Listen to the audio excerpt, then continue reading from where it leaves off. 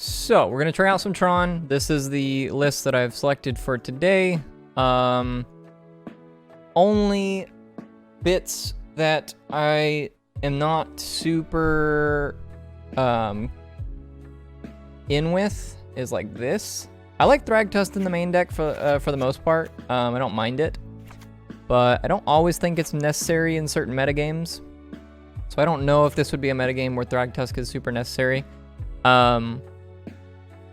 This is obviously going to be primarily hingent on the fact that we don't run into Burn. Burn is quite a good matchup, or quite a good deck against Tron if they are on the play. If we are on the play, it can be a toss-up. Turn 3 Worm Coil Engine can be quite difficult for Burn to deal with. So we are on 3 Worm Coil Engines with 1 in the board. So being able to tutor up a 6/6 with lifelink with Karn the Great Creator is also quite good. So we're gonna run this, see how it does.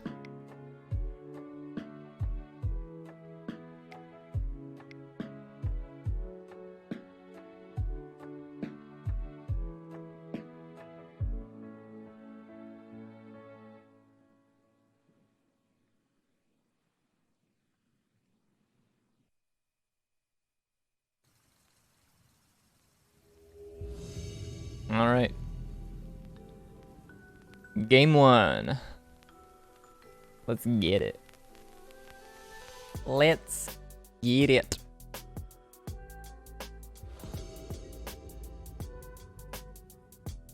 Giganta. Turn 3 Tron. Turn 3 Karn. Starting off real good. This deck already looks great.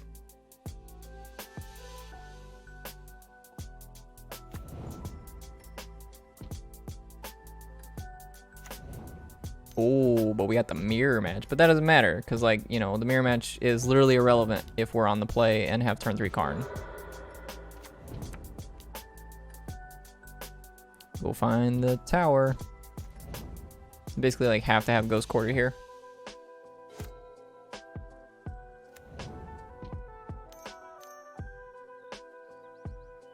Matter Reshaper? Yep, Matter Reshaper.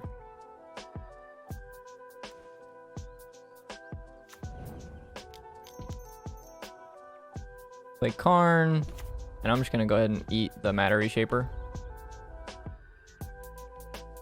Worst case scenario, they play another Eldrazi Temple and they play a Reality Smasher.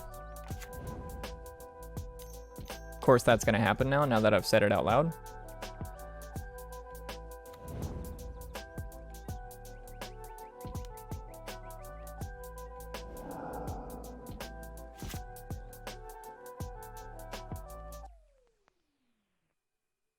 I'm gonna go ahead and just play a Thragtusk. One swaggy boy. And then the following turn we can, I'm not sure actually. I don't know what to do here. Tectonic Age is very good for the opponent. Thought Not Seer.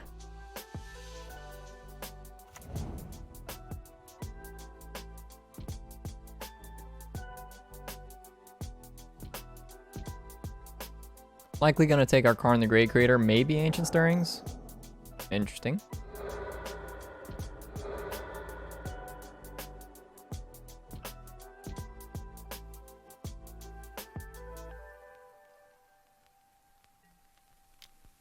Yeah, I mean, I'll block all day.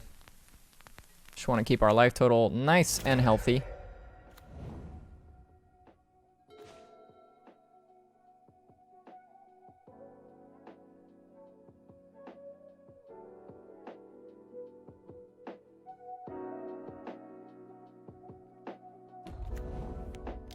Just gonna play out Expedition Map and pass the turn.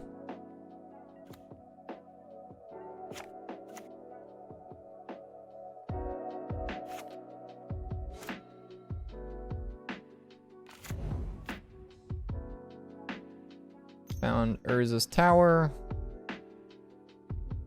Found Mind Stone. Well, they have plenty of mana, so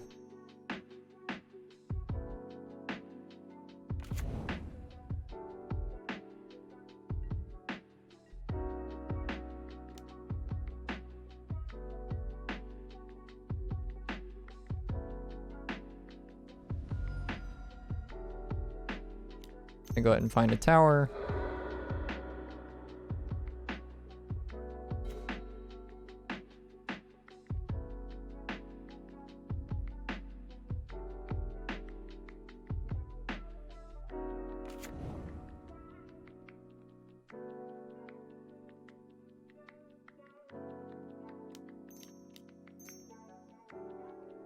And I'm just going to use Karn to eat the Reality Smasher.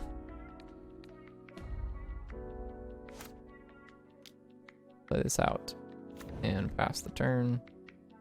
And then we'll block here, and hopefully Karn gets to stick around and start upticking. If they have a third Reality Smasher, then maybe we'll be in a little bit of trouble here.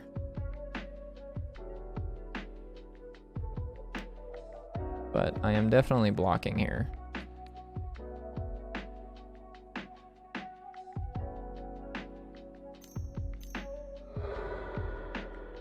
They have 8 mana.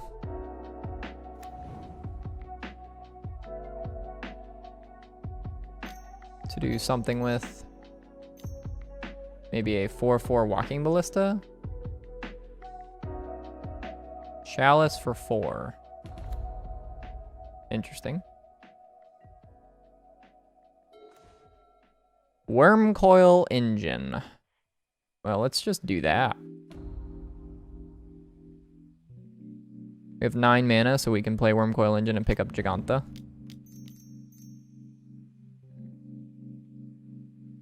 May as well go ahead and cycle through Chromatic Sphere. There's not really any reason not to.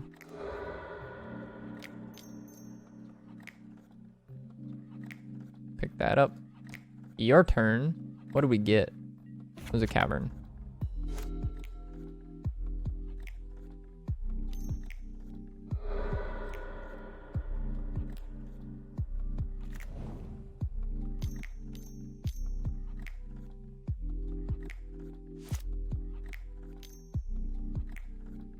Ugin the Ineffable. It says only blows up color permanents. Yeah, 1 or more colors.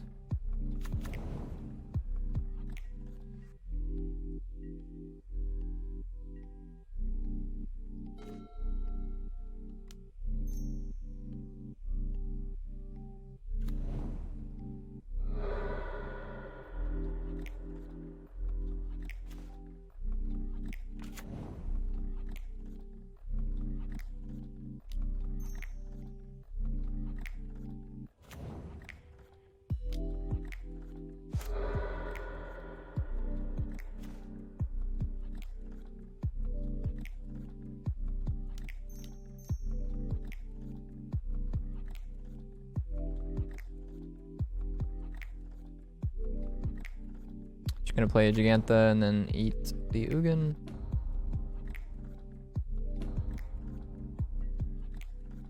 Still cannot play Karn the Great Creator because of the Chalice on 4.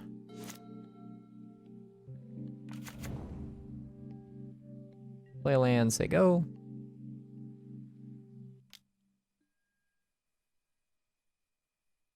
Yeah, I think I'm actually just okay with this.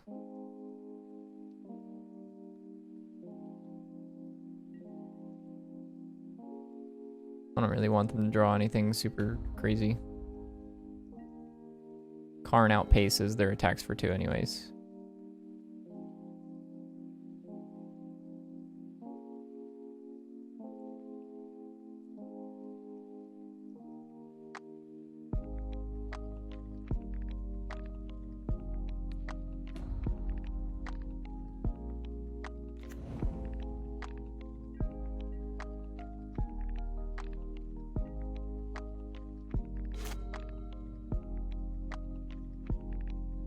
I briefly considered targeting myself with that ability, but again, I will not be blocking the spirit.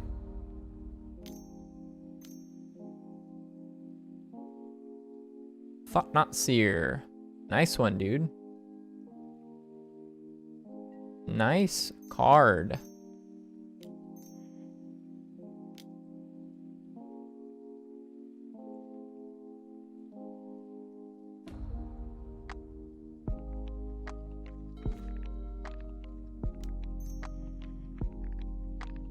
Kaboom. Let me draw a card. Let's just scrying and like see if we get something silly. Yeah, like that one.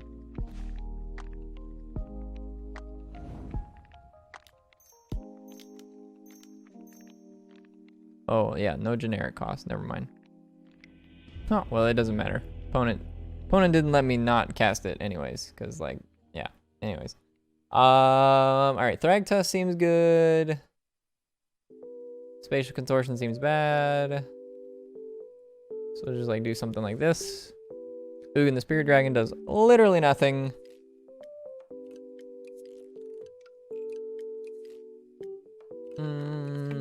Worm Coil Engine seems okay.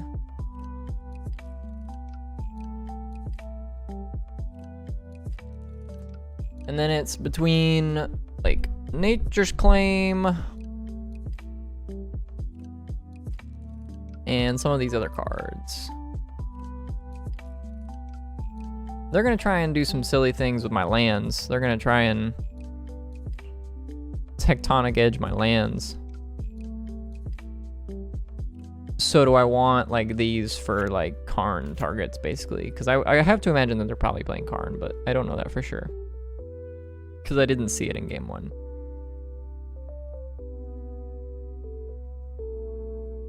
And they likely put Chalice on 1 anyway. Like this is, I would want this for Chalice on 1. I mean, they had Chalice on 4 there, which was, you know, obviously a little annoying. But like, I would want this for Chalice on 1, and like, these are probably just better. I don't know. Well, let's run it like this. I can be convinced that these 10 and 13 mana Eldrazi could come out.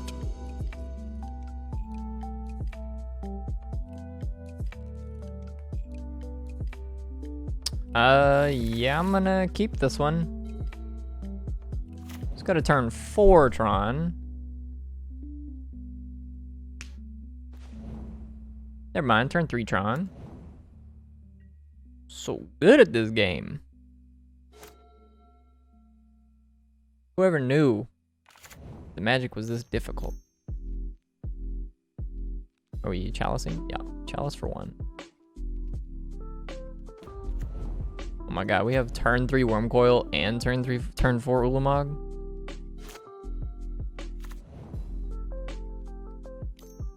We may lose turn 3 Wormcoil here. Yeah. We may also lose turn 4 Ulamog, who knows? You know, it depends on like what my opponent decides is more threatening.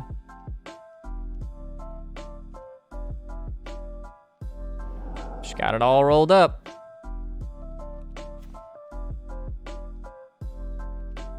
I mean, okay. I'm gonna play this out, and like hopefully we just do this next turn.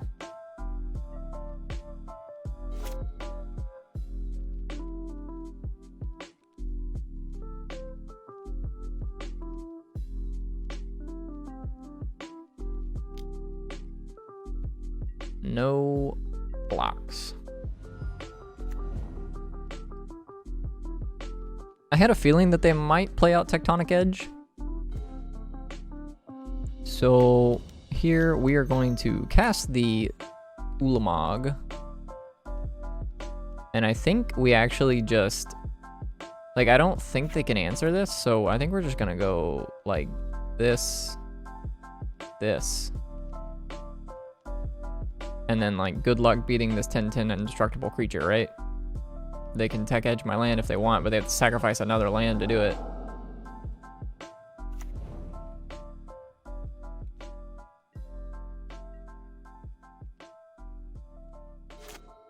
And they didn't even crack their map there. Like,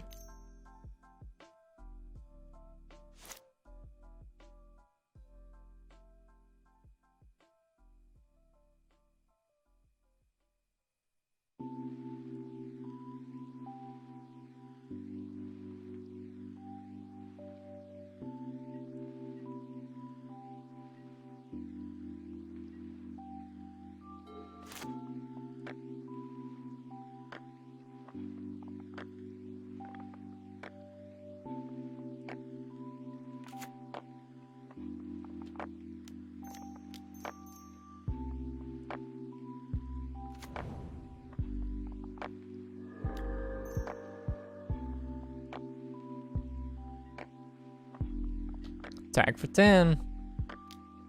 Exile the top 20.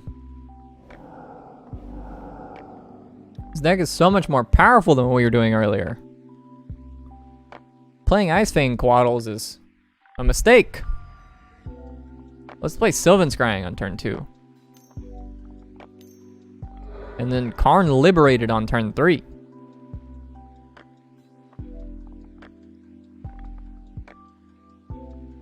Yep, they found tower. Found a tower. They now have 8 manas.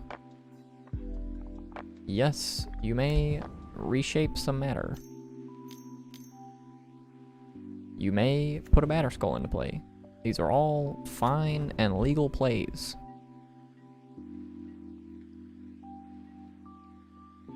What would you like to do about the 10/10 that's eating your library?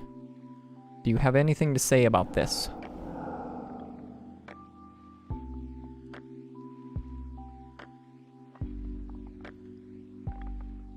Okay. That's fine. Blocking the 10/10. I mean, we have to, right? We die if we don't. Dude, he comboed. That's cheating.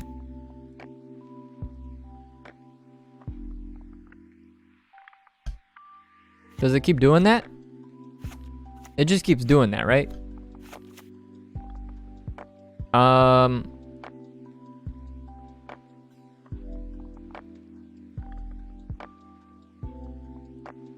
Do we... I don't think it matters, actually. I don't know why I'm, like, pondering this. Play this one. Your turn. A little stinky that I can't play all my 1-drops, but it's okay.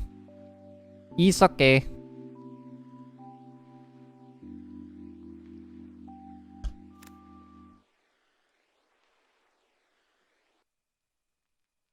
I wonder if he tectonic edges me out of spite.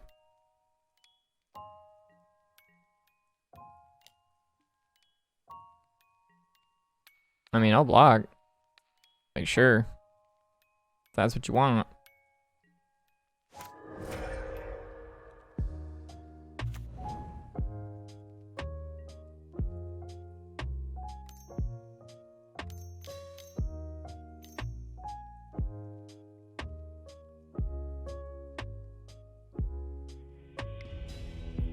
Ooh, he also had Utamag. That's what he was trying to build up to.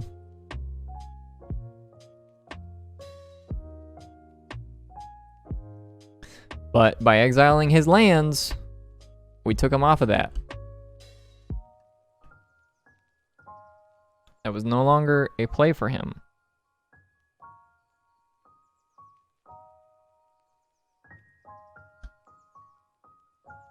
That would have been quite good, though, I'll admit. You know, like if he has Chalice on 1, and we have 3 1-drops in our hand, and our opponent plays an Ulamog on you know, for 10 mana, and exiles our Ulamog, we're probably in some rough shape there.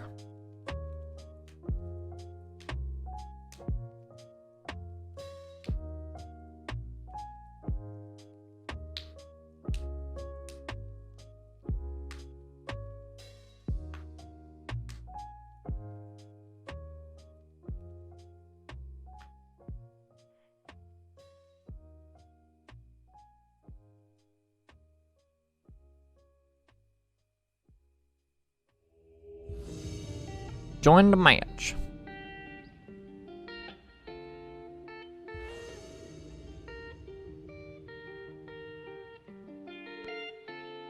Giganta. Yes, sir.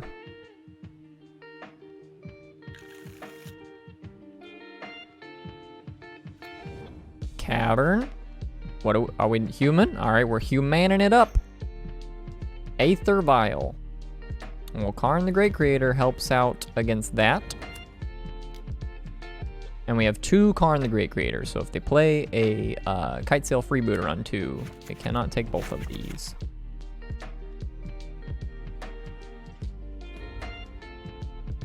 This matchup for Tron is mostly good. The 4 Oblivion Stones that we have in our main deck are obviously absurd, but they can still outpace you just by a hair sometimes, especially if they have a really good, you know, line on the play.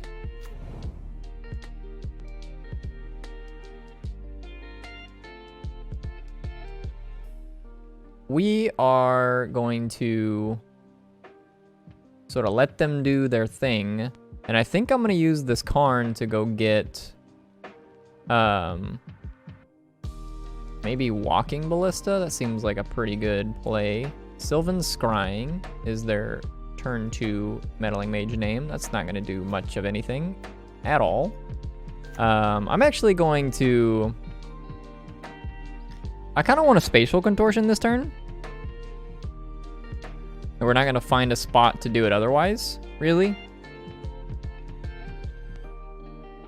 And turn 3 Worm Coil is only as good as, you know, whether or not they have a Reflector Mage. So I think I'm going to go ahead and just get this guy off the table while we have the opportunity to do so.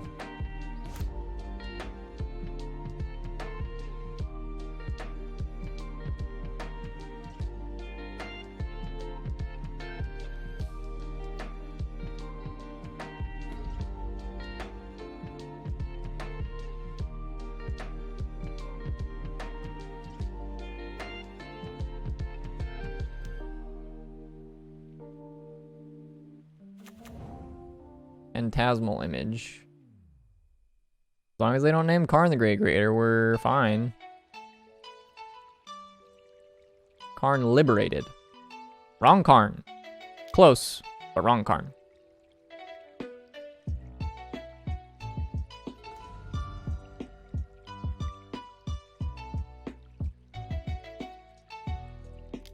Go ahead and crack this. Get an Urza's Mine. Play that on out. And then we'll play an Expedition map. So this is a minor note worth taking. If you ever play against Tron and you blow up one of their lands, you don't want to blow up the tower. That's one spot where I had 2 lands in play and I still had a land drop to make for the turn. So if I had made a tower land drop, because let's say you blew up my tower, then I still have 3 mana to play and crack an additional map. So I get to find another land there. So just giving them the additional 1 mana off of the tower is essentially all you're doing by destroying the tower. I know it seems like it makes more because it taps for 3, but if you just disassemble it, it doesn't matter. They all make 1. So just disassemble it by destroying one of the two pieces. And then it makes me use this for 1 instead of 3.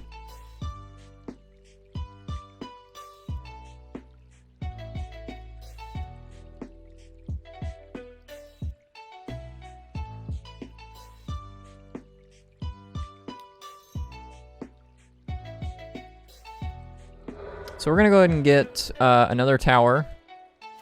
Use said tower to cast this Karn, and then we're going to go ahead and grab a Walking Ballista and cast it for 2.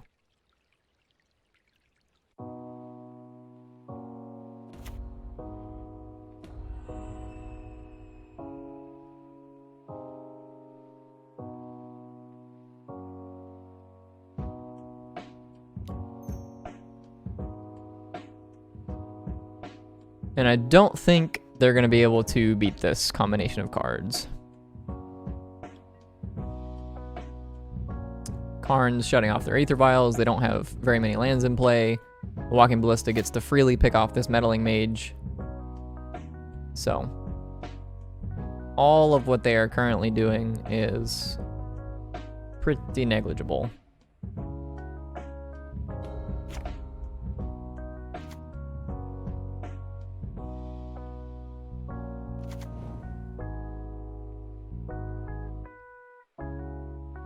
Even if they play, like a... Yeah, this is fine. I think I'm actually just going to let this bounce this, and we're just going to shoot 1 here.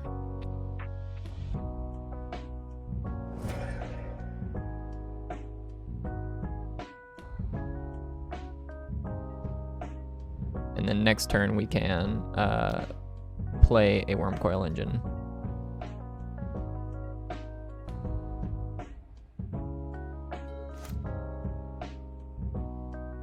Let's go ahead and cycle this. See what we draw.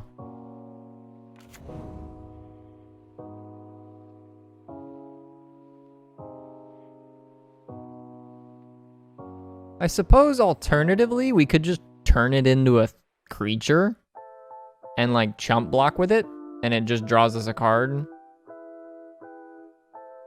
I'm like in for that. I know obviously if we draw something absurd, then like, you know, it makes me just want to crack it here, but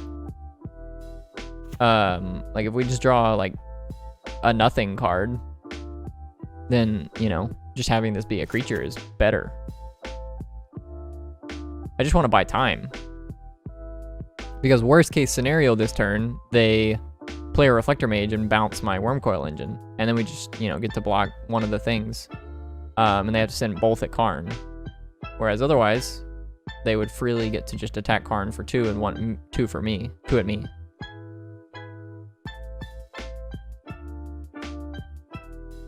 I could be, you know, convinced otherwise. That, you know, this isn't a super typical play.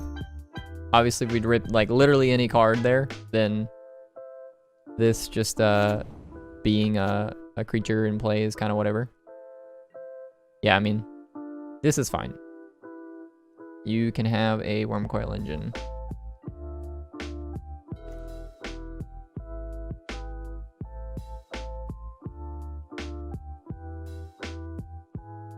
What do we have on the sideboard to go get? We can go get another Worm Coil Engine, Sundering Titan, Trinisphere, Liquid Metal Coating, Graph Digger's Gauge, Spatial Contortion, Snaring Bridge.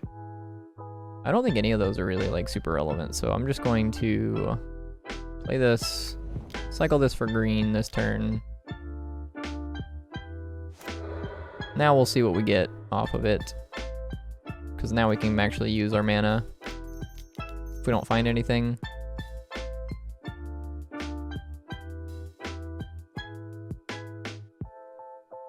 And cast a 7/7 Walking Ballista.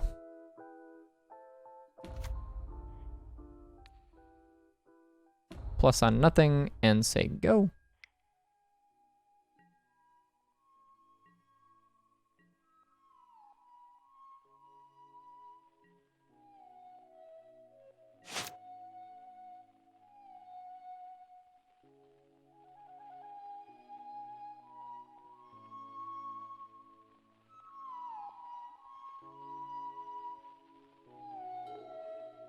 And we're just gonna ping the Worm Coil if it attacks.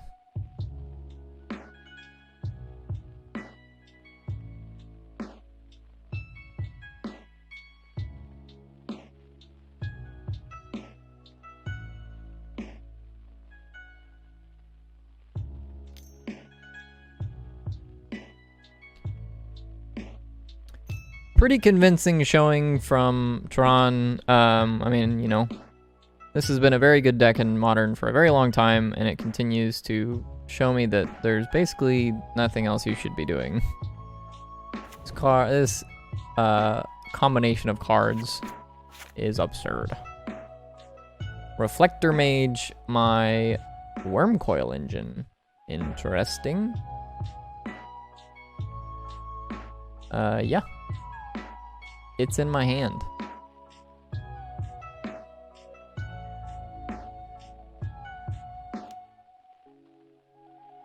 He's dead, Jim.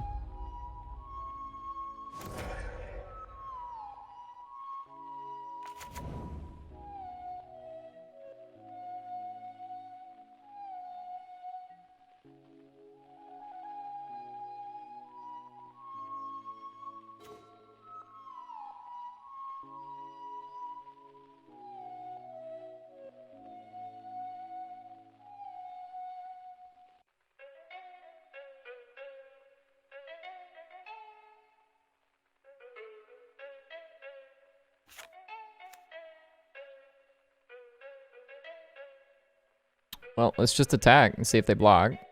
Because if not, I think they're dead. We have 9, 11, 13. 14, we need to play land, but they're likely going to block anyways. Okay. Death touch creature. I'm just gonna play the Oblivion Stone out and pop it.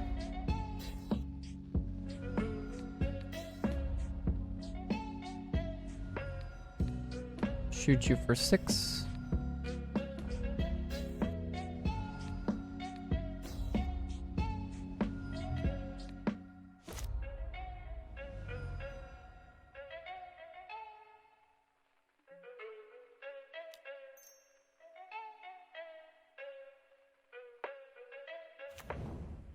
I'll go ahead and find a card with this. Yeah, we'll get liquid metal coating.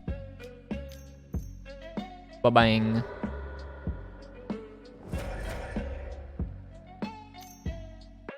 Play second Karn.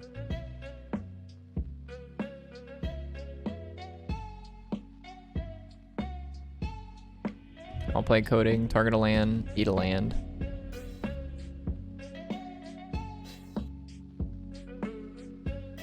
Swag Boy is pretty good against humans. Spatial Contortion also quite good. I honestly think that the opponent's biggest mistake was just naming Sylvan Scrying with the Meddling Mage. Like if they name like any other card there, a top end card, like Sylvan Scrying was just not on my radar at any point there because we'd already had one Tron, like we played one Tron land and an expedition map, and so we already had the way to get Tron. We didn't need Sylvan Scrying. So yeah, we want these 3. And this is not really a game that goes this long.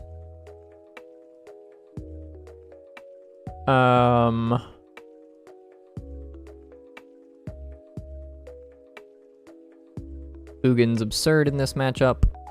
Karn Liberated is just okay, so we're gonna board down on Karn Liberated. Karn Liberace.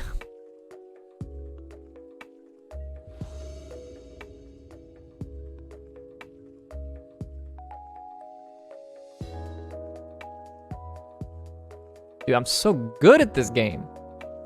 Why haven't I been playing this all day? Now they're gonna name Sylvan Scrying with their Meddling Mage, and they're gonna feel like a champ. We did it!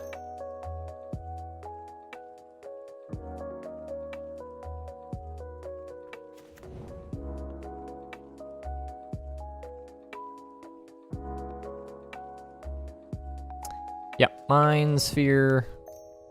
Your turn.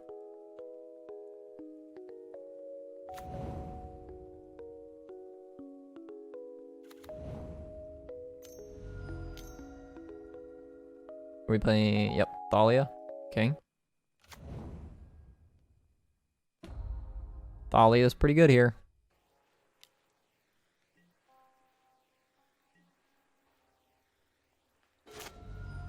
Let's go ahead and crack this for green.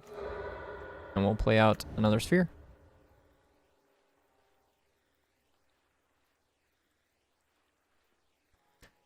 Best case scenario, we rip tower off the top in our next 2 drop steps. Otherwise,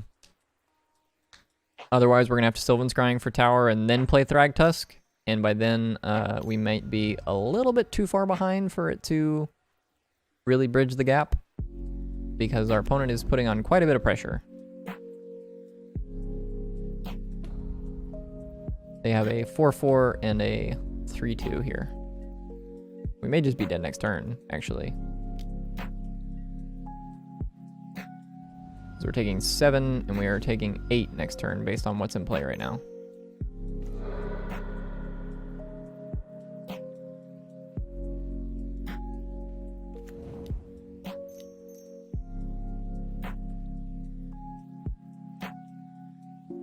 Go grab tower. The turn 2 Thalia there was quite good. But the turn 4 Ugin might be a little bit too slow. Yep, Thalia's Lieutenant kills us.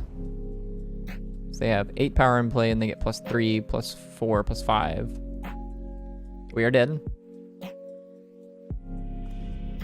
Like I said, generally, this is a good matchup for Tron, but they can definitely do stuff like that, where they just put some dudes in play. And we didn't have turn 3 Tron, so that's...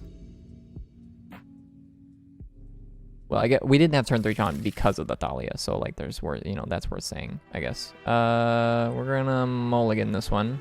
No way to find turn 3 Tron.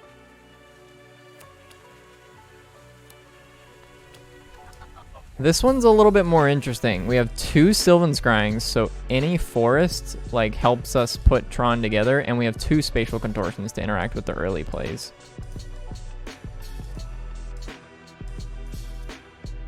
I'm gonna keep this. This one's a little weird, but I'm gonna keep this.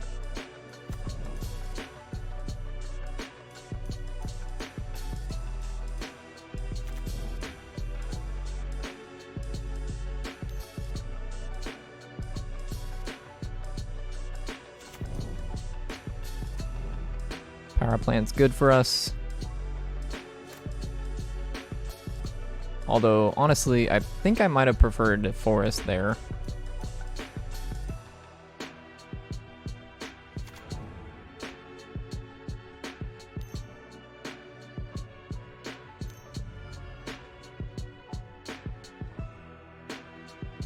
Yep.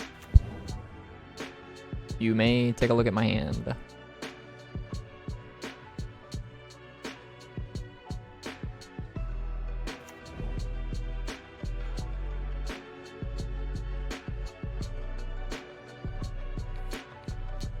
Just gonna go ahead and spatial contort this now.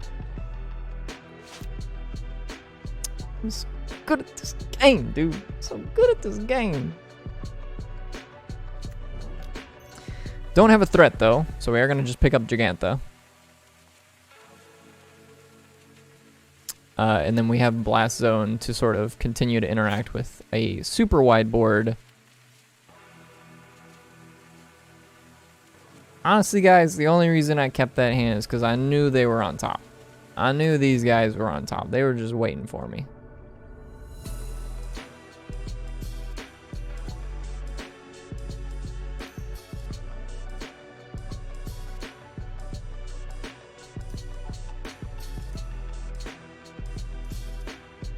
Yes.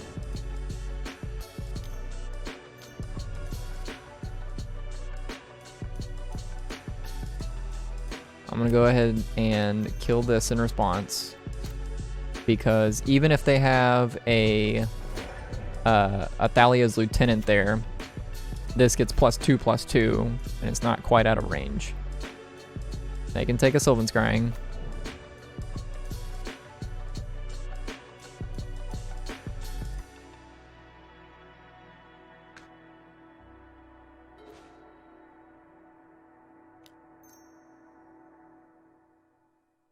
Gonna go ahead and play Chromatic Star, crack for green.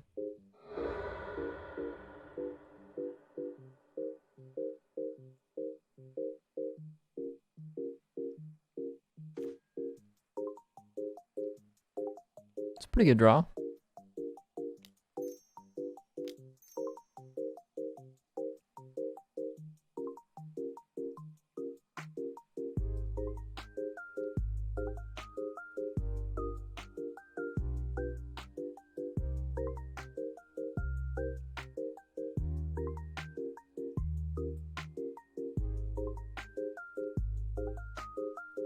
Could scry for a forest and then just play good Gigantha.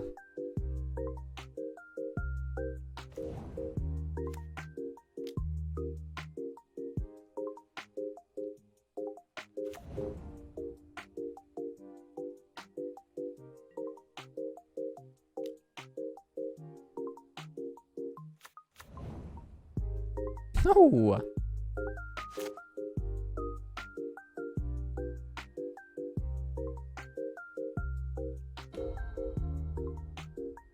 It's a little annoying. But it is what it is. We're just gonna block.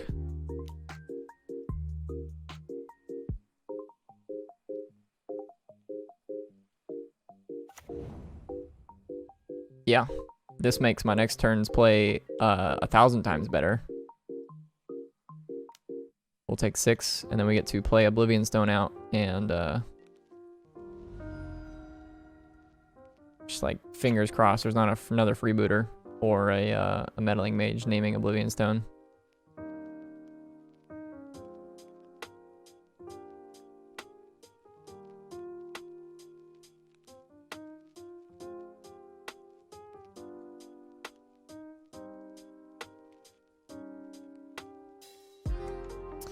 Welcome in, everyone. If you're just tuning into the stream, we are playing some modern Tron. I need to change the title, actually.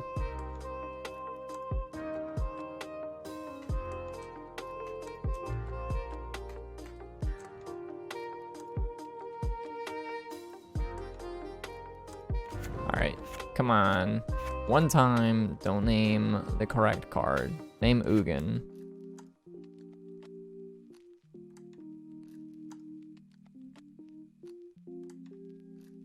We did it, chat. We did it, chat. Sometimes you just have to convince your opponent that they're just doing the right thing.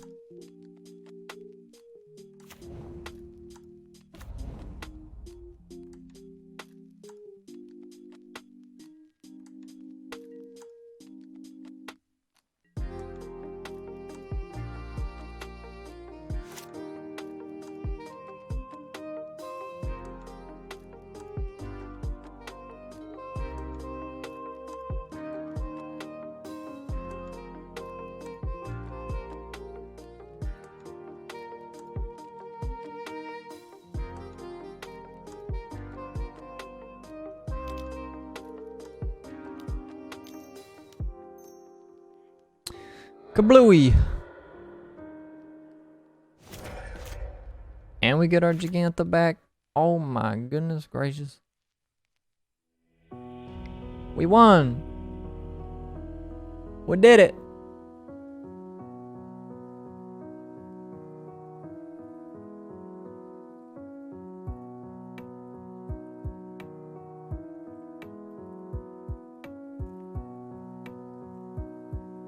Again, I don't know what I was doing playing that Bant stuff earlier. This deck's wild.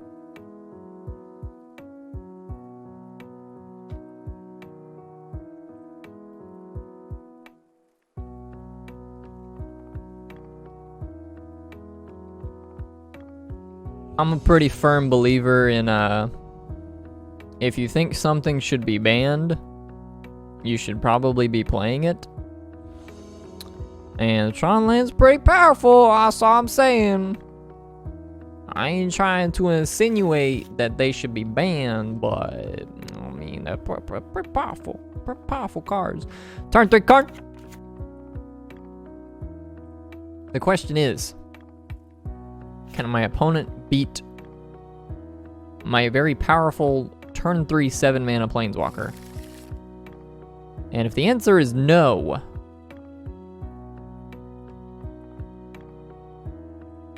I think we're gonna be in good shape. Maybe I just put the forest on bottom. Like maybe another redraw is just better. Yeah, we'll just do that. Power. Map.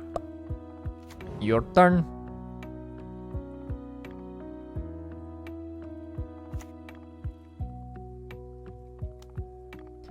Arboreal Elf. I don't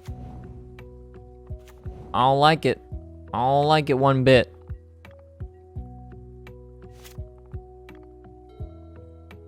Please no. Please no pillage. Please no. Please.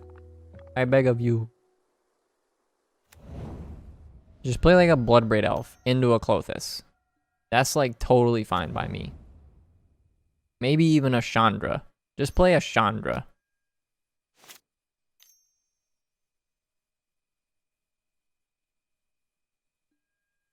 Oh.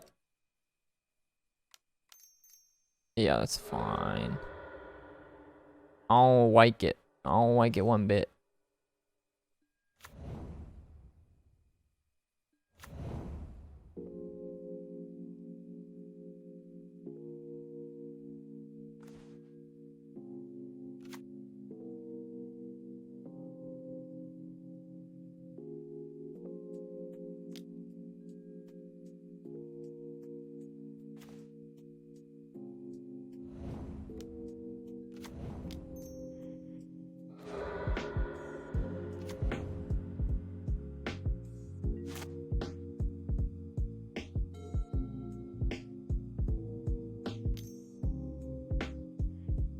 So previously with the Ponza deck, they generally didn't have very many ways to beat Tron if their only axis was Blood Moon, but now they have a lot more ways to actually kill you than they previously did. Like this deck now plays Seasoned Pyromancer, Bloodbraid Elf, Clothis, a lot of cards, and even Pillage to some extent. Like a lot of cards that they just previously didn't have access to, that they now play.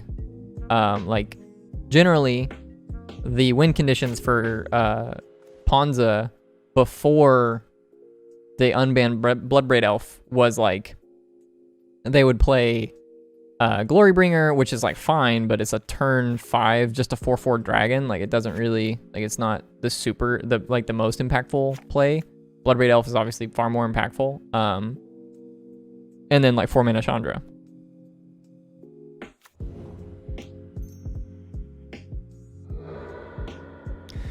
So the hope here is that they just kind of do some stuff that doesn't really affect the board in any way, and we get to play an Oblivion Stone and crack it on 5. Play an Oblivion Stone on 4 and crack it on 5.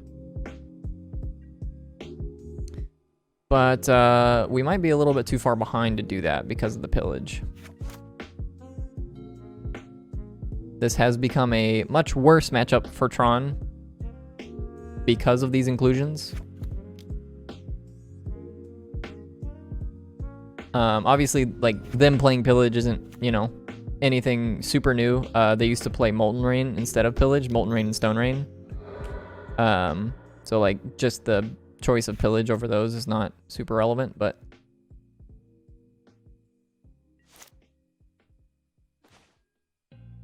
gonna play a mine, and gonna go ahead and play the Oblivion Stone and Chromatic Star. It's possible that I should have last turn used 3 of my mana to play the Oblivion Stone rather than playing a cracking map, or picked up Giganta, because I want to have like the option of either playing Oblivion Stone or Giganta next turn, and as it is, I don't have the.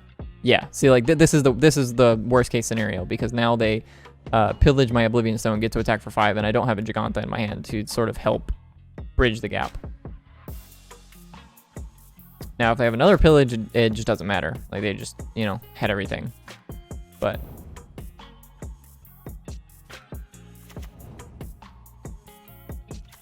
hindsight is 20/20.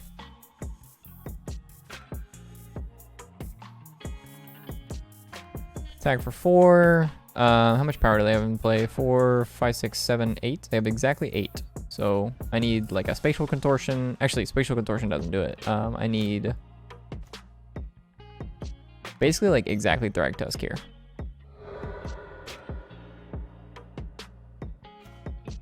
No, that's not gonna do it.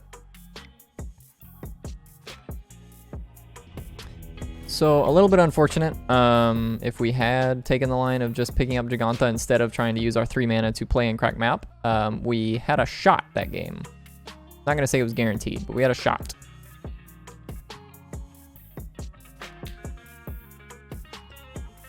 Definitely want all of these.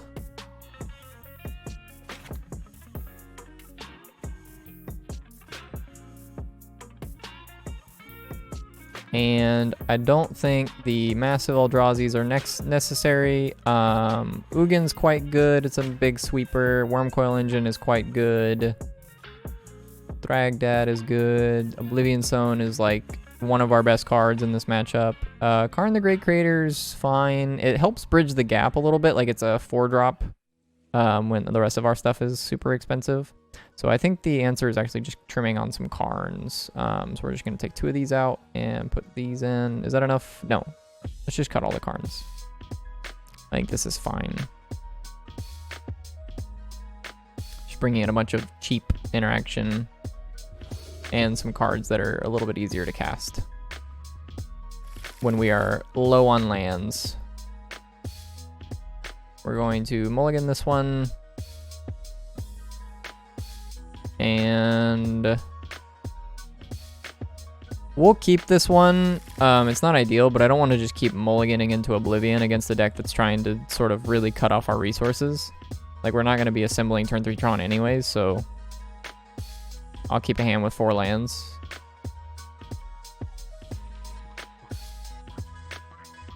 Put power play. Actually, no, we'll do this.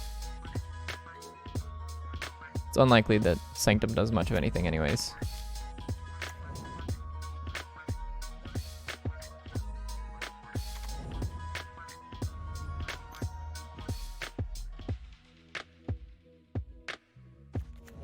It's a good draw. Really good draw.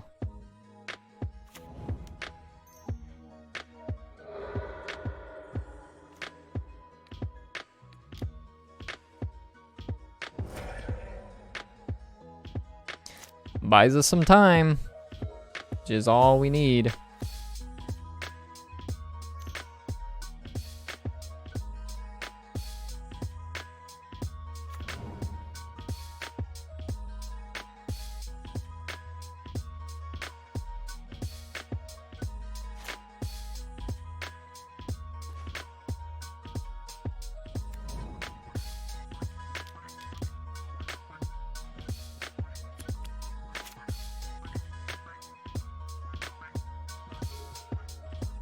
Could very easily lose on this turn. They pillage us. Yeah, it's bad. Bad for us.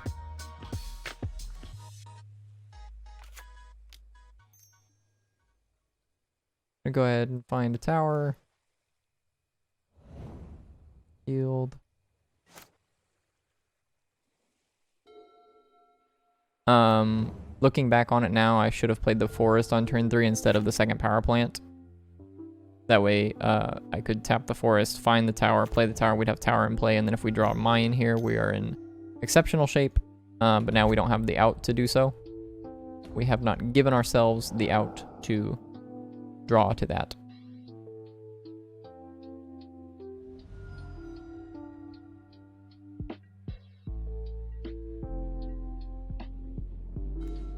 Yeah, super punished. It's like exactly what I was talking about, and it happened. So we are going to go ahead and grab Walking Ballista here. If they destroy one of our lands, in any case, we still get to play the Walking Ballista for 2, which gives us something to do. Worst case scenario, they play a Bloodbraid Elf here. Best case scenario, they, like uptick Chandra, find a land, play a Clothis or something, I don't know. Bunch of do-nothing cards. And we just get to jam this Ugin next turn.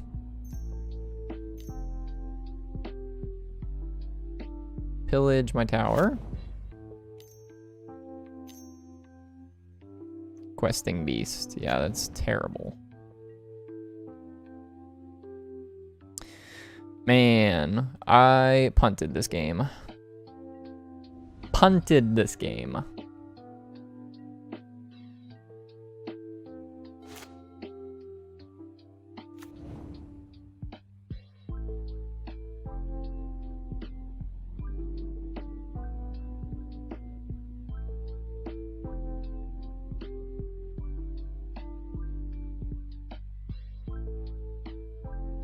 Kind of wish we had a Darksteel Citadel to go get, or even a Crucible Worlds would be fine. But I'm gonna go ahead and just play the Walking Ballista for 2. Because there's not really anything I want to grab with Karn, aside from like maybe Ensnaring Bridge.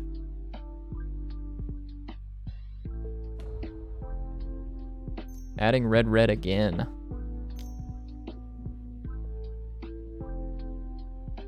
Bloodbraid. Into Clothis. And my opponent just doesn't miss. There's a tower on the bottom of our deck, so pretty unlikely here to just rip what we need. Extremely unlikely to rip what we need now, because the Blood Moon turns that off. So, what do we do here? What is our out?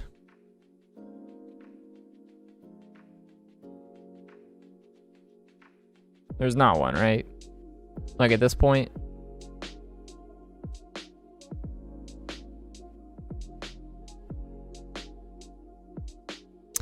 I suppose we block and shoot the Chandra and hope to draw a land so we can play Giganta out.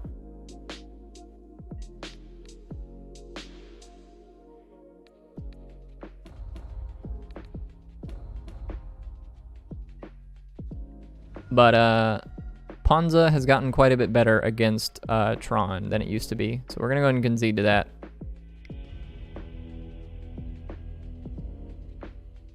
A little bit stinky that we lost game 2 because we had a line to actually win. If you weren't there for that, or if you didn't quite catch it on our turn 2, maybe it was turn 3 actually. We had power plant in our hand, and we had power plant in play, and we had a tower on the table. So the two lands that we have are tower, power plant, right? And we have a power plant in our hand, we have a forest in our hand. What we should have done is I should have played the forest and used that to do what I was going to do that turn. I believe I just picked up Giganta. What I did instead was I played the power plant out of my hand and then picked up Giganta. And by doing so, it led them to blow up the power plant. I'm sorry, it led them to blow up the tower. And we're left with double power plant in play. And I had to use my mana. I had to use my land drop on the next turn to play a forest to then play Ancient Stirrings.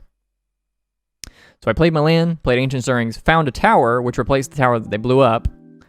And if I just had the forest in play, I could have tapped it, found the tower, played the tower. We'd have tower, power plant, and forest. And then on the following turn, we ripped exactly mine, and they didn't blow up any of our lands. So we would have had Tron with 8 mana and a forest on that turn 4 after they blew up a land. But instead, because of the line that I took, we untapped and we had tower and mine in our hand and only one land drop with a forest and double power plant in play.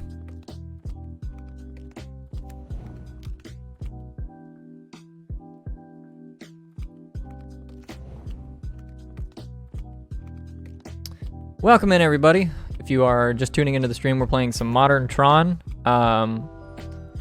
It's a list that I haven't played in a long time. So far, I've been pretty impressed with it, as Tron typically does.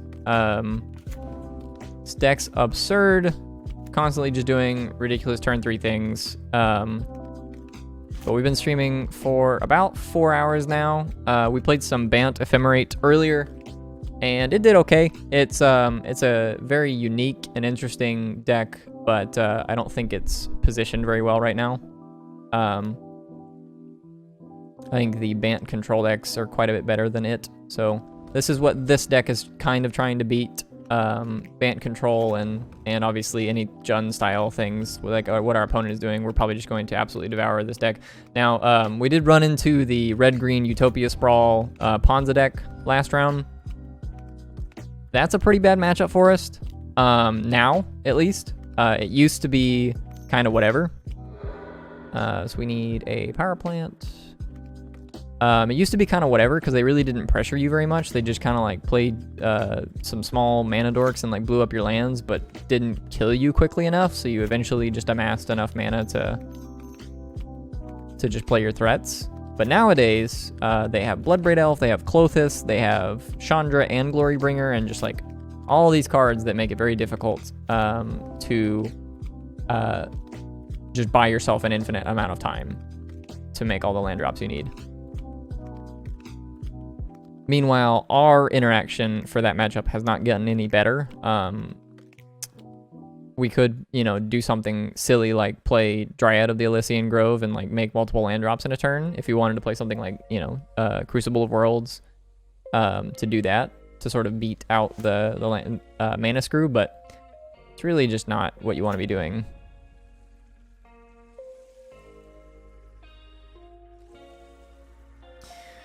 So here, I don't really think it matters what we do. Our opponent probably just doesn't have a way to beat almost anything we do. So I'm just going to play Ugin and -2.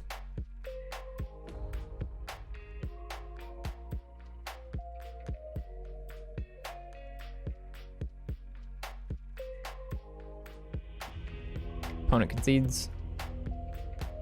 Can't say I'm too surprised. This is like probably the best matchup for it. Like green black rock Jund is I would probably put them at like, you know, now with all the changes that the deck has gotten, I would probably put them on like 30% to win overall, but like game one, it's like they're like 10% to win game one.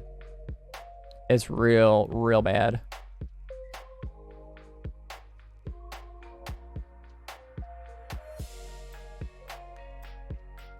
So big fat Eldrazi's are kind of whatever in this matchup. We're not going to be going incredibly long. All we have to do is resolve like one threat, and it's pretty difficult for them to deal with it. So big fat Eldrazi's are a maybe. Thragtusks are pretty good. And generally they bring in like Damping Sphere or something to that effect. So I want the Nature's Claims for a potential something. Spatial Contortion is not super great, so we're going to do that. And we need one more slot. Let's just trim a Karn. Karn Liberato. I don't actually know how to say that word in Spanish.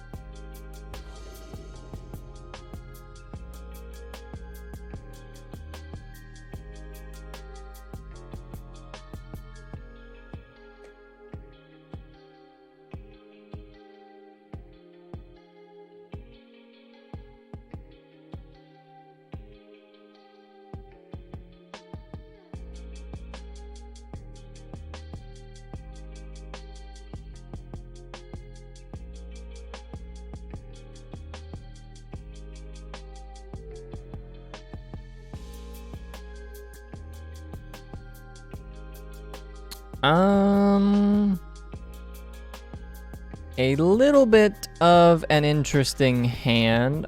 I'm gonna keep this one, and that might seem a little bit greedy to some of you. I would agree. It's probably pretty greedy. But, and they're gonna take our stirrings. So, you know, our hand does get worse because they took our stirrings, or they're going to take our stirrings, I would imagine. But, with the one redraw and the draw step for turn, actually it's 2 redraws, because two draw step. Oh, they took our map. Interesting. I mean, that's also reasonable. I think there's nothing wrong with taking a map, I would say. It's the only piece in our hand that actually lets me find a land for sure. And if we draw any Tron land in the next 2 draw steps, they feel pretty stupid for taking stirring. So I can see my opponent's line of thinking there. Okay, found a land on top. No land there. So we'll stir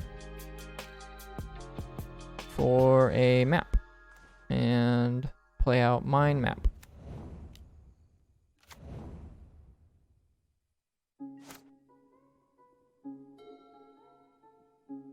So this is the pillage turn, or the fulminator mage turn, if they're still doing that.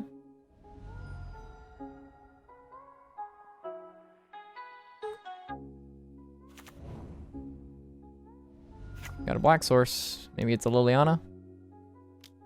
Ashiok. Can't search. You got it.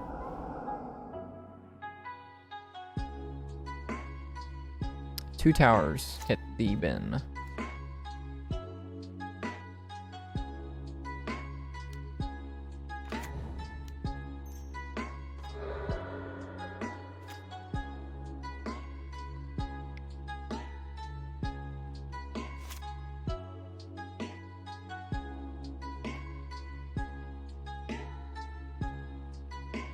Ashiok is pretty good against us. They need to follow up with some kind of pressure for it to really matter.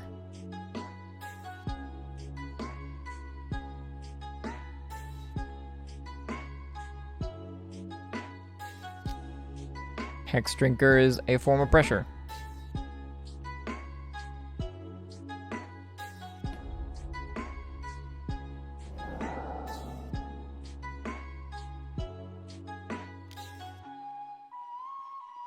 There's not a single more tower, a single another tower in our 75, so. But thankfully, we didn't just like lose all of our power plants. Nature's Claim's not going to do anything against the Planeswalker. We'll go ahead and play out the Oblivion Stone, and we are still fine for now, but we've got, you know, a few more turns before this thing starts to really just eat away at our life total.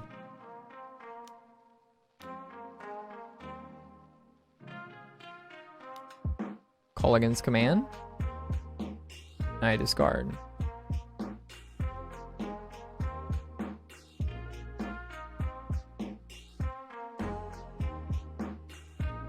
I'll discard Worm Coil Engine. I don't think that card's going to do much this game. If we find the power plant, the Ugin likely still wins us the game. Still not a single power plant in any of the exiled 18 cards, so we still have 4 power plants in our deck somewhere.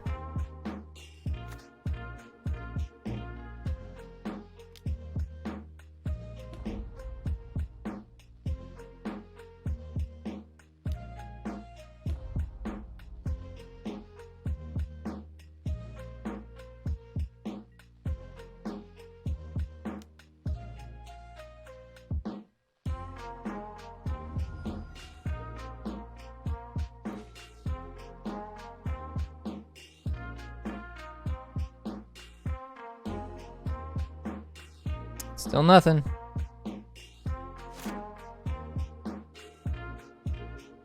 The amount of decisions that you have when you don't have lands is pretty minimal. Probably going to take our Ugin here.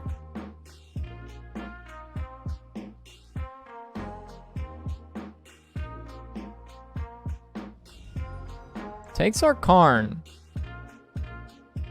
Interesting play. I suppose if they're afraid that if we find any land, then man, still 4 power plants in our deck somewhere. I suppose that they're afraid that if we find any land, the Karn can technically go find something like Croaks is fine. The Karn can go technically find something like Ensnaring Bridge, which is quite bad for them. Yeah, we'll discard this map. It's not doing anything. And we'll take 7.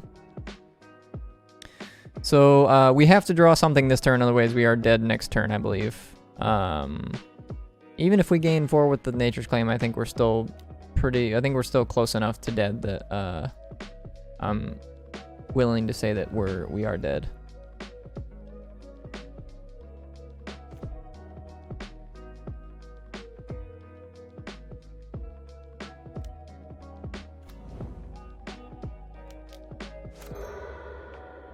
That's not gonna do it. If we Nature's Claim this, we go to 13. We take 1, 2, 3, plus 6 is 9 and 3. So we go to 1. All right, we'll give ourselves one more draw step.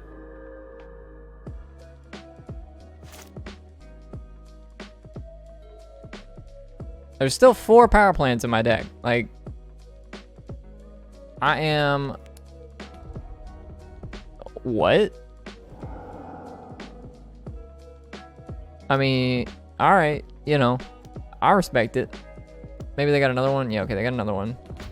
Dude, just mill over 4 non-power plant cards. Like, make this real easy for me. Jesus Christ, there's not... Did I board out my power plants? What happened?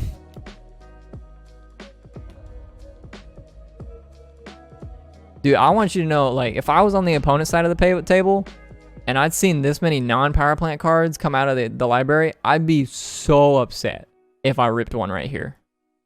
I'd be like, I had this Ashiok in play. I got so much pressure. He's dead next turn.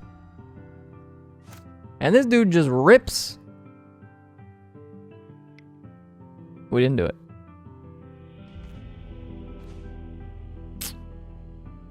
Are they all just like right there? I mean, there's 2 of them, but in any case. Run it back. A little bit of a silly game, honestly. Once you activate Ashiok 6 times in a game and exile 24 cards from your opponent's library, you would hope that you hit at least 1 power plant to sort of reduce the chances of them drawing it, but I left all 4 of them at the bottom of my deck, apparently. So the opponent was only helping me find them.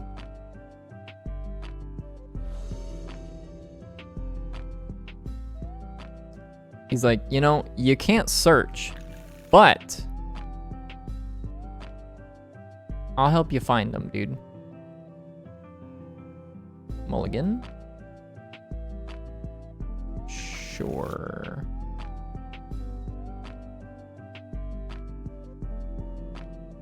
I don't think they're going to be playing any Nature's Claim targets. I don't think they're like on Damping Sphere. I don't think that's their plan.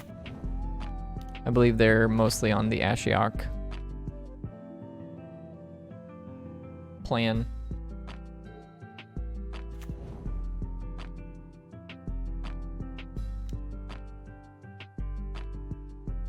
Take my Sylvan's Scrying.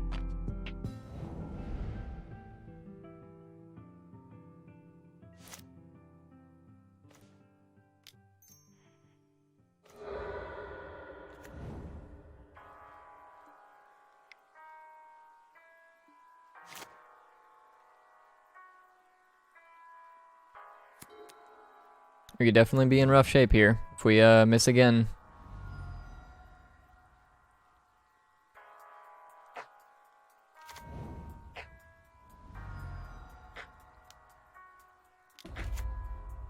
Yep, Renin 6 is pretty do nothing, so I'm okay with them playing that pretty much all day long. That is until they find a Ghost Quarter and start recycling that, and then I'm like, yo, wait, can we talk about this?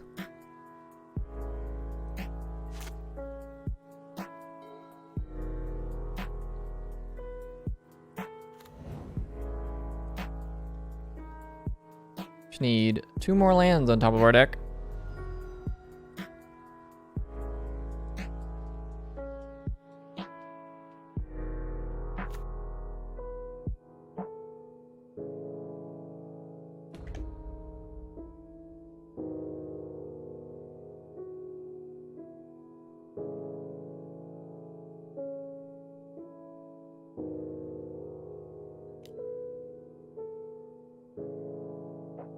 Yep.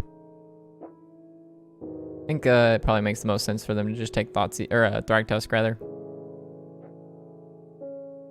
If we hit our 5th land drop, Thragtusk is the only thing that we can definitely cast.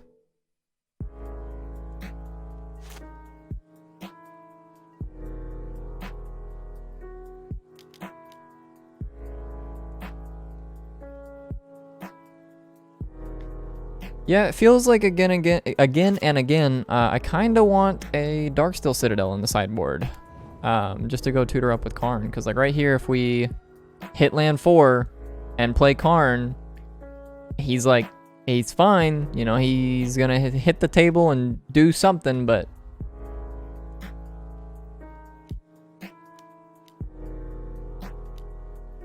it's not much of anything. Whew. Whew, man. I'm gonna need you to stop with that. It's getting steamy. Opponent's got 2 Planeswalkers and they're straight up shredding their Tron opponent. Gonna discard Ugin. No. We're gonna discard Karn. It's unlikely that we get to Ugin, but you know, if we do, he's the only thing that sweeps everything. Just sweep shit all up. Land. God, I'm so bad at this game. We were so good earlier, guys. Right when I needed it, it was there. And then now, when I need it most, it's not there. I don't understand. I don't know what I did to upset my deck.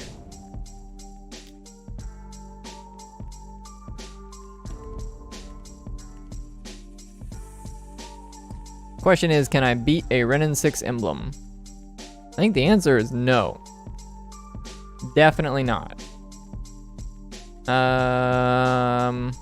Gigantha. Do I have a Tormod's Crypt? I do not. So we cannot Karn into Tormod's Crypt to try and beat Renin 6 emblem.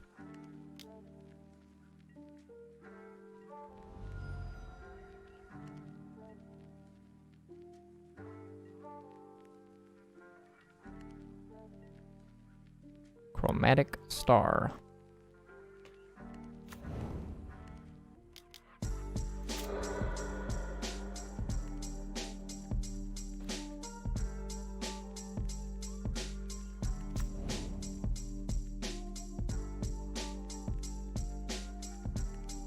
Done a whole lot of nothing this game.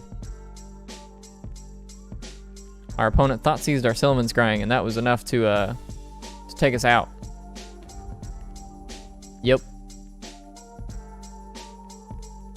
I'm gonna discard this Ugin.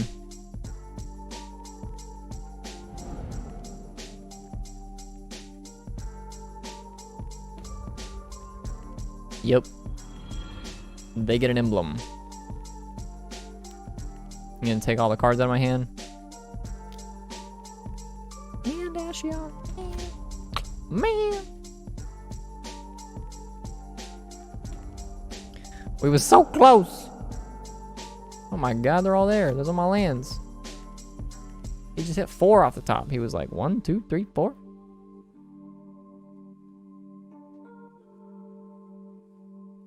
I think this one's over, boys. Yep. You know what? With that one, we're gonna pick them up. We're gonna just gonna walk away with our dignity while we still have it.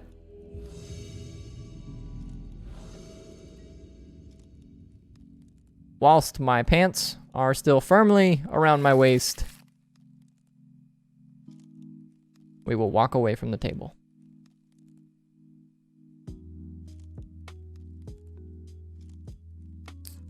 Going for the coveted 3-2. It is what it is.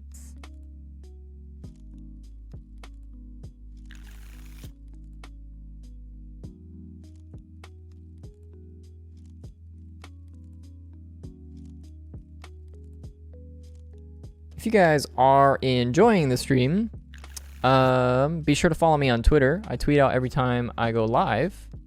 can also leave me a follow if you want to get the notifications from Twitch.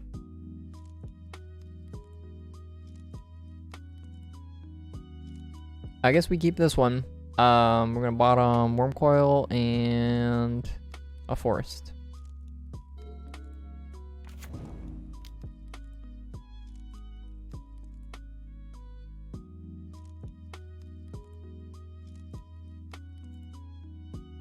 I stream mostly on weekdays, but I may be playing in the Modern Challenge tomorrow. Again, I wasn't super sure what deck I was going to be playing. So that's kind of why I'm doing a little bit of testing now.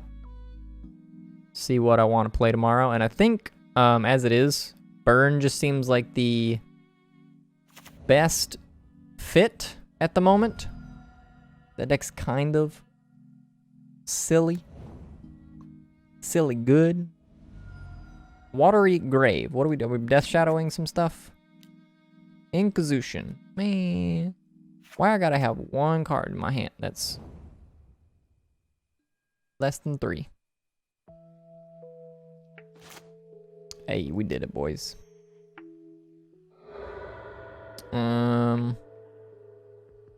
Ideally we draw a Tron land, but I'm not quite that good at this game. Just gonna go ahead and grab a power plant. There is definitely an argument for not playing Sylvan Scrying there, because you know, you want to be able to tutor up the land that you specifically want, rather than just one that you know, could potentially draw. So wait until you draw the land that you one of the 2 lands, and then tutor for the other one. But I had a feeling that they were doing Death Shadow things, so I didn't want to leave my Sylvan Scrying up for the potential of getting Stubborn Denialed. That card's probably not going to get cast anytime soon.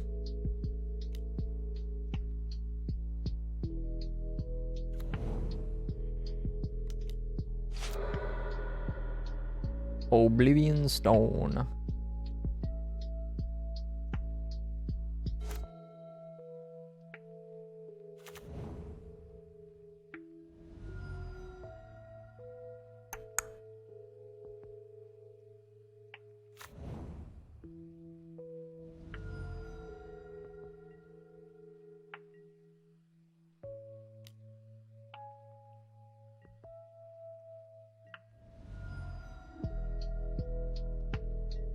Cycle 3 copies of Street Wraith, Team or Battle Rage.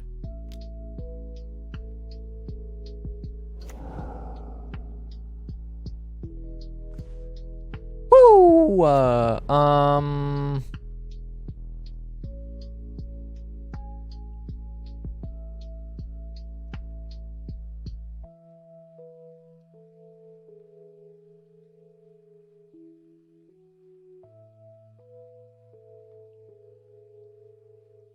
I guess this is the better card to try and resolve.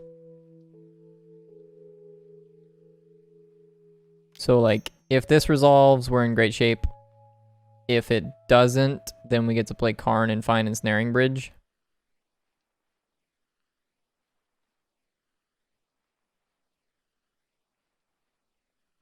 Has conceded from the game. We did it!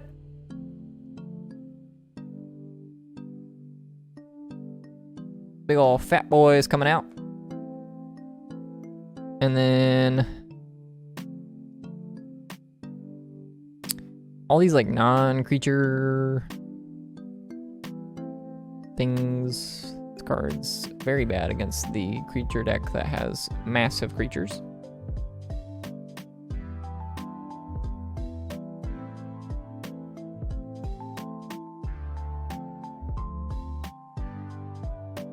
We'll even one Emrakul. Emrakul can sometimes get them. It's fine to sort of have like one super top end threat. No, thank you. Mulligan. Keep. These are the ones you dream about, boys. We'll just put a tower on the bottom.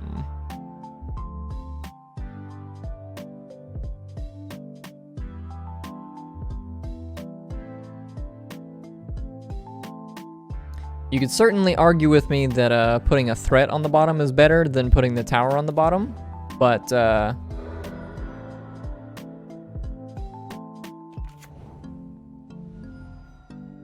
think having the diversity of threats is reasonable against a deck that is trying to Thoughtseize and Stubborn Denial your guys. Stubborn Denial your stuffs. But obviously getting Thoughtseized on turn 1 and them taking our map is quite bad for us.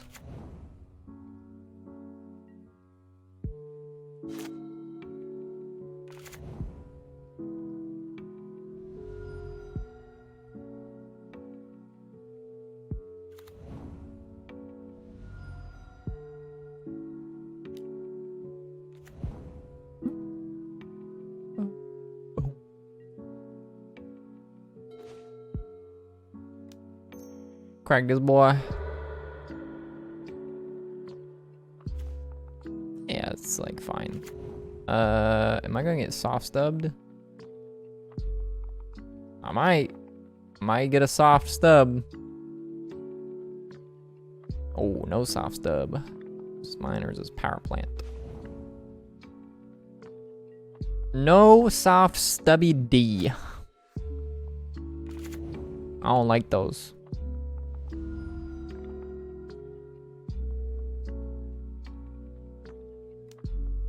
Thought Scour.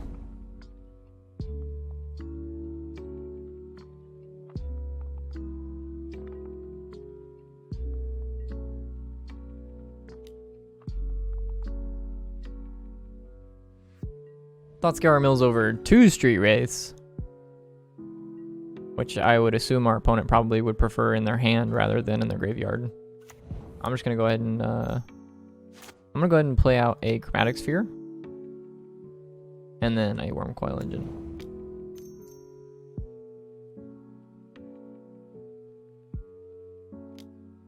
Okay. Ceremonious is a good draw for them.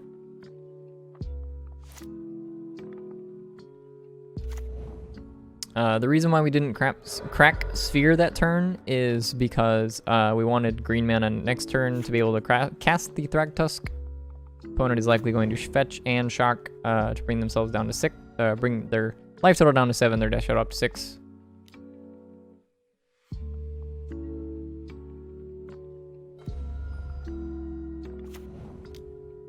Crack for green. And play a Thragtusk.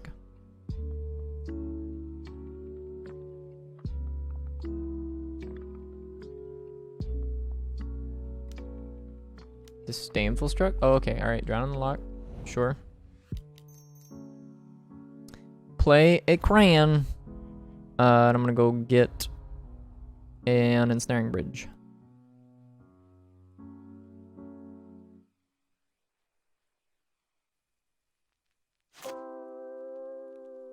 They basically need Teamer Battle Rage here. Yeah, that's fine. They can take my bridge. But they kind of have to kill the Karn now because if they don't, then this finds Wormcoil Engine. And they're going to have a rough time beating a Wormcoil Engine. Nope, just hitting me.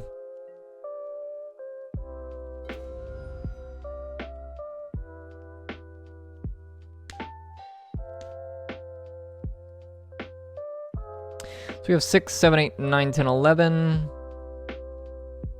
I need 13 to be able to cast Karn and Wormcoil Engine.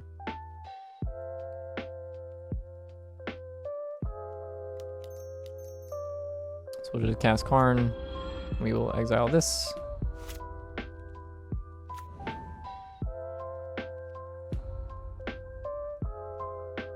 I'm gonna go grab a Liquid Metal Coating. And then in my opponent's upkeep, we will coat one of their lands. We're going to do a blue land because if they draw a Snapcaster Mage, I think their line is likely going to be Snapcaster plus, you know, like Thought Scour or something like that. And they need double blue for that. Or Snapcaster plus Drown and Lock would be quite good for them.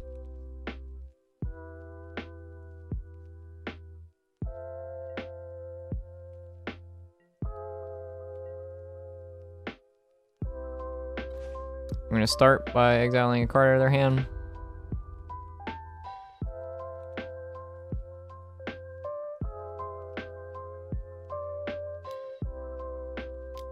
Yep, Snapcaster Mage is exactly what we thought they were gonna draw, or like sort of afraid of, I guess. If they target any blue card, which is like basically all they have to cantrip, we're just gonna liquid metal coating the Watery Grave.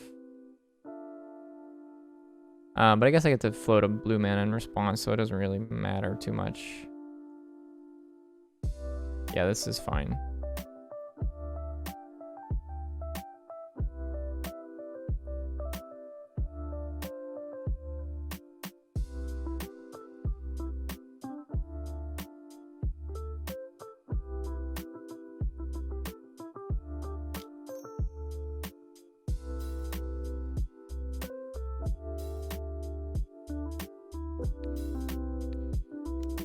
It's a little awkward. We don't have any green mana to cast the Gigantha.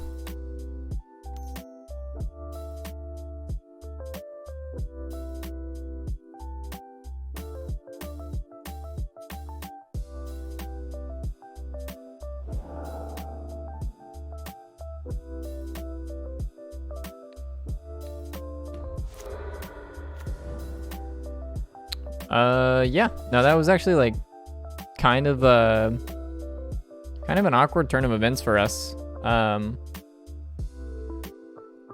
did not map that out in my head well enough to play around the Snapcaster Mage. Although I don't know that there was a great combination of things that I could have done to alter our decisions there.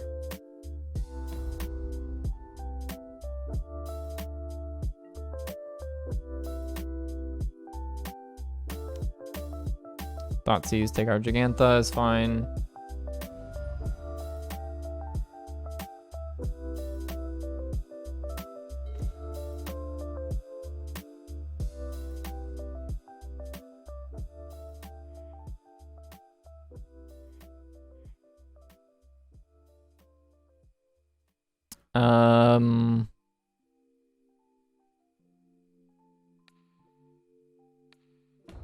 I'm gonna exile their Watery Grave.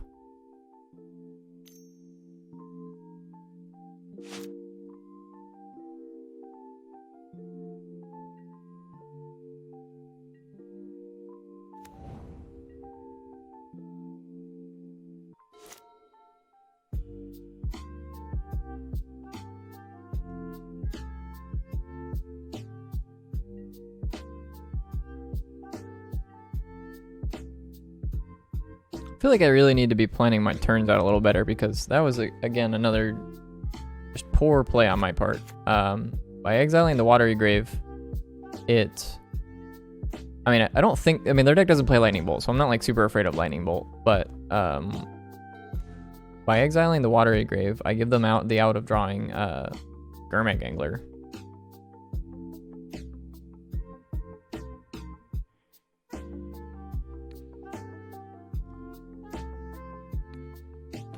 Gonna eat their land, play an Oblivion Stone, and pass back to them. At this point, I think the only card that they play generally that burns me is Colligan's Command.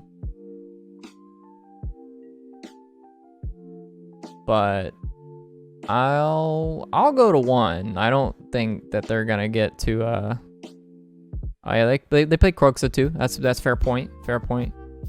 So maybe we should Oblivion Stone.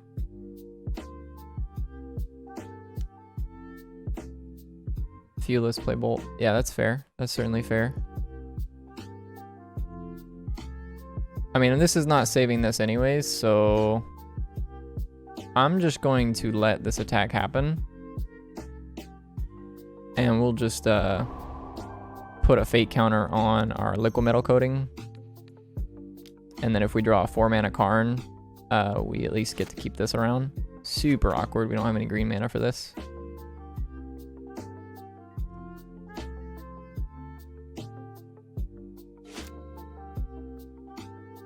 I have not seen Death Shadow List play Kroxa really, but I could definitely see them playing that. Like I could, you know, understand why they would want to play that. Seems like a very reasonable card. I've seen many play it. Yeah. I mean, I think it's super reasonable. I mean, I guess it's like mainly just because I haven't kept up with Death Shadow Lists lately. Drawn a lot of green cards, no forests.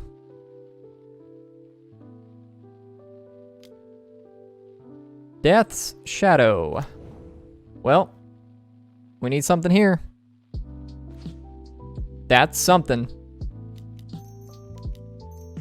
That's a big boy. One a spicy meatball. You. Yes, I would love to sacrifice my Sanctum and find a Worm Coil Engine. Yeah, we definitely clawed our way out of this one. So drawing 2 cards that did absolutely nothing.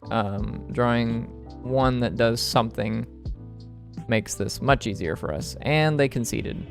Man, I just, I was kind of curious. I wanted to see what was in their hand. The next turn probably just consists of me like running the Death Shadow into my own Worm Coil Engine just to, ensure that I gain the 6th life.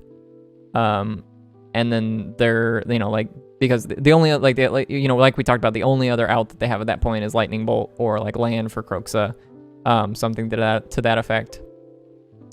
But a 3-2 league with Tron, nothing super special. I think this list is like very reasonable right now. If everybody's trying to play the Bant control decks, this deck's pretty good against those, even with all the counter magic. I think if you really wanted to tune your list to beat those, you might want some number of Veil of Summer in the sideboard to beat the counter magic, like I said, the Cryptic Commands, Archmage's Charms, things like that. But otherwise, Tron always does Tron things, so pretty impressed with it.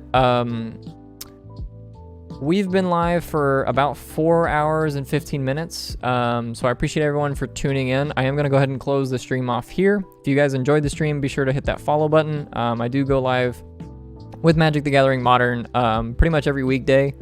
I don't usually stream on weekends, but I'm here today. Testing out some Modern stuff because I think I might be playing in the Modern Challenge tomorrow. If I do end up playing in that challenge, I will be streaming it. So stay tuned for that. My Twitter is underneath my Twitch channel rather. So if you want to follow me on Twitter, I also post every single deck list and time I go live there. So be sure to check all of that out. But as far as the Modern Challenge goes, I think I'm probably just going to be playing like Mono Red Prowess. I think that's probably like the best thing to be doing right now. It's just like the most aggressive thing, and I don't really know who's going to be playing what, that sort of thing. Like I don't know how well positioned this is going to be if we're assuming that a lot of people are playing Mono Red Prowess. So with that, I'm going to close stream off. Hope you guys enjoyed, and I'll see you guys next time.